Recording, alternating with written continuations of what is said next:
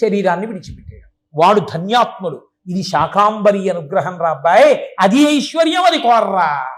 ఇది చెప్పడానికే శంకరాచార్యుల వారు లోకానికంతటికి మార్గం చెప్పారు. శాకాంబరీతి ఆవిడ్ని తీసుకొచ్చారు. ముగ్గురు మూర్తుల యొక్క శక్తుల్ని చెప్పి ఊరుకోకుండా నాలుగో మూర్తిని తీసుకొచ్చారు. అందుకే గీర్దేవతేతి గరుడధ్వజ సుందరేతి శాకాంబరీతి చిచేక రవల్లభేతి సృష్టి స్థితి ప్రళయకేలు సంస్థితాయై. ఇది శంకరుల సిద్ధాంతం.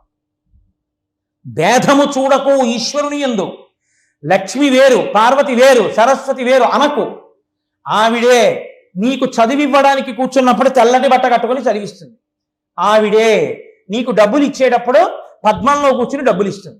ఆవిడే నీకు ఒంట్లో శక్తిని ఇచ్చేటప్పుడు ఎర్రటి బట్ట కట్టుకుని కూర్చుని నీకు శక్తిని ఇస్తుంది. ఏమిటి నీకు అభ్యంతరం?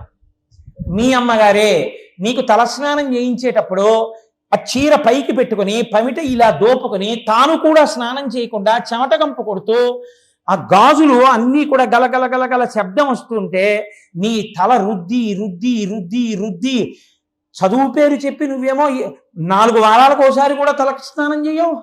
తల నిండా పేలు జిడ్డు తోమి తోమి తోమి గోడలు జారిపోయి బయటికి వచ్చింది. ఏ అమ్మ కాదా? అమ్మే